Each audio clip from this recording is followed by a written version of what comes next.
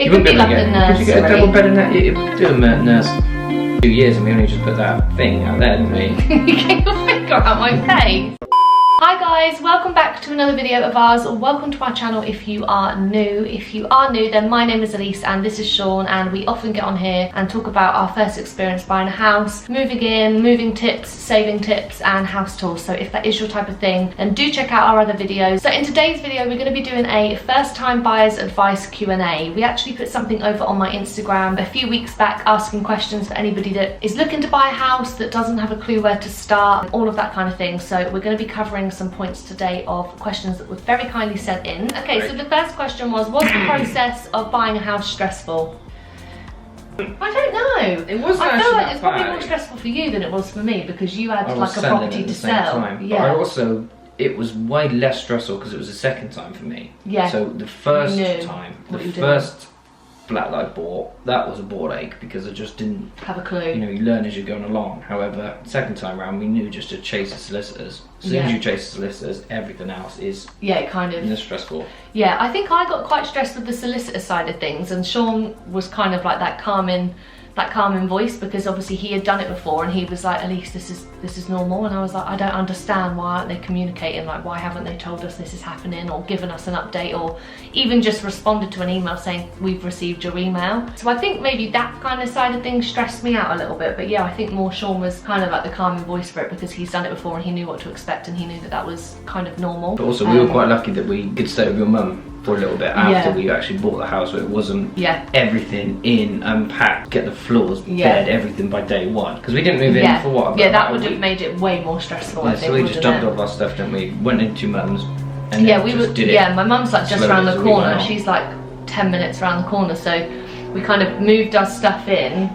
But we didn't have a bed or anything like that, like Sean said, and then we just went back to my mum's that night and had somewhere to sleep. So we kind of just added on every day, didn't we? Doing bits, and then I think after a few days, I think we had our first night here. Yeah. But yeah, no, it wasn't a very stressful process. I think it's probably more stressful if it's your first time doing it, and because Sean, it wasn't his first time, but it was mine, I had that other person that kind of knew the kind of ins and outs of what was going on. But I think, yeah, if it's your first time, I would probably say it is quite stressful. But again, it probably varies person to person. The second question is, did you get to pick everything in the home, like your tiles and carpets, etc.? A couple had bought it before us. They decided everything they wanted, so they wanted upgraded radiators, tiles, everything. And then unfortunately, like, he passed away, didn't he? So the whole thing fell through for them. So we kind of didn't have much control of what we could put in, because it was already built at that point. It was already kind of decided, like the towel radiators, additional things that you would normally pay extras for, those were already put in.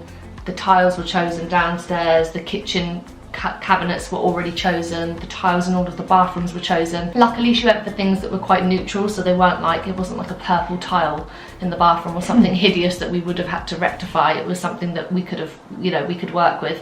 And to be honest, we were quite lucky in the sense that we never would have been able to afford to pay for those extras anyway. So and they threw them in. And they threw them in, and because they wanted to. No, they wanted more money from us actually, because they were in. But I said that I've not had the benefit of choosing in our first home, like the things, the colours that we would have wanted and stuff. You know, it was an extra like. Oh god, it was so much. Yeah, and we just said, look, that probably actually puts us over the edge of what we can afford. How long did the house take to build? I'm not actually sure. September was obviously when we moved in, but I can't actually remember when we first looked at it. But in terms of how long the development took to build, I think it's been going on for about 2 years. They do go up surprisingly fast. Honestly, all of a sudden, you know, within, it feels like a couple of weeks, all of a sudden the structure's up, the bricks are up, and then, you know, it doesn't take that long to actually build the house. No, it is quite quick. I think as soon as like you've kind of said that you want the house and you're dead set on it and you put some sort of money down, I definitely think they kind of pull their finger out and they get it up. In terms of like how long the house actually took itself, guys, I don't know. How did you save for the house? We've actually just done a video talking about our saving tips and stuff that we actually did for buying a house. So I will link that here. Right, next question. Yeah, I will link that here, but it is just about being really sensible with your choices. In a nutshell, open like a lifetime ISA, which used to be the Help to Buy ISA. Don't go out all the time, live with your parents if you can, check your bank, check your subscriptions, get a spreadsheet. If you do want to check out that video, I will link it up here wherever it pops up. Someone's put, where do you live? We live near Chichester. I'm not going to specifically say where we live, but yeah, we're just on the outskirts of Chichester, so that's along the south coast in the UK. We're about 25 minutes away from Portsmouth, and about 15 minutes outside of Chichester, so it's a really lovely part of the world. Yeah, we've got a lot of places really on our doorstep, haven't we? Yeah. Brighton's what, 45 minutes away. Yeah, we can get on a train straight. Yeah, we can get on a train straight to Brighton and London, which is great for us. And it's just, you know, green. You're right on the sea. We haven't really got a. Well, we've got West Rittman's beach, which is about 25 minutes away, which is beautiful, huge, gorgeous, stunning beach. But just across the road from us, we've got the sea. Yeah. And you know, the nicest walks, and it's just like farmland walks with, you know, the hay and the pea things growing up. The pea things. Like grow pea. How much does it cost to furnish a house? It's not cheap to furnish a house, I would say, is probably the basics of every kind of home, because to buy a bed, to buy a bed frame, to buy a mattress, to then buy a duvet, and that's just something you need to sleep, right? There's so many things that go into that. I would probably say if you've got like an extra at least £5 in the bank to help you just get your basics. Some people I know, they do like, they go room by room, whereas then we sort of got the big items we needed for each room. So at the beginning, where we are now, this was a second bedroom, so we just put the bed in. You know, in our room we had the bed, the bedside cabinets, that was it. Downstairs, sofa, kitchen in the table, dining room table, and then, you know, each month you're then doing a bit more. So you're putting some plants in, then you're putting some. Oh god, it costs so much money. Yeah, I mean, we've been here 2 years, and we only just put that thing out there, didn't we? You get your finger out my face. Lampshade out there. Oh yeah, so we just How much we moaned about that lampshade, honestly. So we've just put a lampshade up in the hallway upstairs, and we're 2 years into the house. So like, yeah, there's not one room in the house that's fully done, because I feel like forever you're finding new things for your home. And so the next question is, how long were you together before you moved in? How long? So from the day we met to the day we moved in was about 1.5 years. We dated, guys. Dated before making it official for 9 months. It wasn't 9 months. It was 9 months. It wasn't. It was May to November. May, 6 June, months. July, August, September, October, November.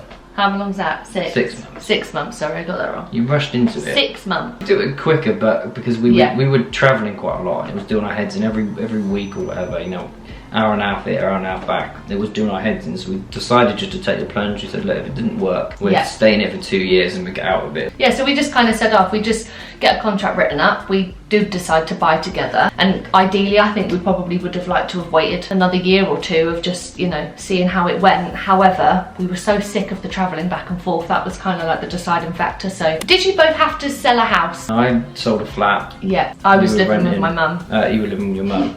I was living with my mum. Yeah, renting very small amounts. So yeah, no, I didn't have anything to sell, which again probably made the whole like buying a house process a little bit more complicated for Sean, because he obviously had a property to kind of round up and get rid of. It would have been a lot harder if you had a house as well. So can you imagine, I was selling the house, you were selling the house, and we were buying one and making it all work at the same time. That would have been a bit of a... Yeah. I think if we were doing that, we probably would have looked into selling them both and then just moving in with your mum or something and then buying. That probably would have been easier. Yeah. So the next question is, will I have to pay for a mortgage broker? Good one won't ask you to do that. They'll get all their money from the other side, won't they? Yeah, you shouldn't have to pay a mortgage broker or anything. They'll get it from the people that they actually get the mortgage from. Is that right? Yeah, no, you shouldn't have to pay a penny. I think people assume you do, but you do, it's a free service. Well, if they're charging you for that. Because nothing's free nowadays, so I think people just assume like there's a catch. Like, no, then it's not free. It's just not you. It's not you paying for it. Yeah, good. Yeah, it's the other side. So the mortgage company that says yes, they get their money from them. Solicitors is a different thing. I don't know if that'll be a question down the line, but the solicitors you pay for, and it's a lot of money. Yeah, solicitors are a big expense. So I'm wanting to buy a house. Where do I start and what's my first step? I would say your first step... Credit rating, I would say. No, I wouldn't. I would say, first of all, well, yeah, maybe I guess if you're thinking more like financially, I would say like what you can get. And obviously you're not going to know what you can get until you've obviously sat down with a mortgage person. So I would probably say that's your first step, because it's so easy to look on Rightmove and be like, £350,000, that's what I can afford, scroll, scroll, scroll. That's lovely, that's lovely. Oh. It's so easy to do that, and it is heartbreaking, because you then realise after all of the fees and all of that, actually you're looking at about 50 grand less. Thinking more financially is credit, but mortgage broker is a good point, because you can incorporate that in, because you know, if your credit rating is not on point, that's what sometimes takes a bit of time to build up. So that's when so mortgage broker, to see how much you can potentially borrow. The next one is, did you use the Help to Buy scheme? No, we didn't. We were thinking about it. We were going to do it because I think we thought that was our only option. So our stamp duty. That's it. Yeah, so we got lucky. So our builder paid our stamp duty and put it on top of the price of the house. So we saved ourselves £8 grand. which if that hadn't happened, we would have had to have got the Help to Buy. We were literally on the cusp of it. So yeah, we don't have the Help to Buy. I did shared ownership in my first flat. Yeah. Did we do a video about shared ownership? Yeah, we've done a whole video on shared ownership. I'll link it, here it is, wherever it is. Dawn did shared ownership. We were on the cusp of Help to Buy, but because our stamp duty got included in the mortgage, we didn't need to do it. But if you need to do the Help to Buy, my sister did it. It helped them out massively. I think it's a massive helping stepping stone to get you, the property that you want rather than you compromising. Just bear in mind the fees that you will have to pay back. So just really look into that and do your research, because it'll get you a bigger, nicer house for 5 years. So the next question is, would you buy a new build again? So again as in if we were going back in time or for our next house? No, like going forward, would you do it again? Like, would you buy another new build? To be honest, I would definitely be open to it. I mean, I think there's certain things that it does lack. I mean, we'll probably want a few more characteristics and a fireplace. We definitely want a fireplace, don't we? At the same time, we love it here so much. So if one of the bigger houses on this development come up, we would definitely think about it. Yeah, we would. You know, we love the area, we love the people, we're becoming best mates with people on the street.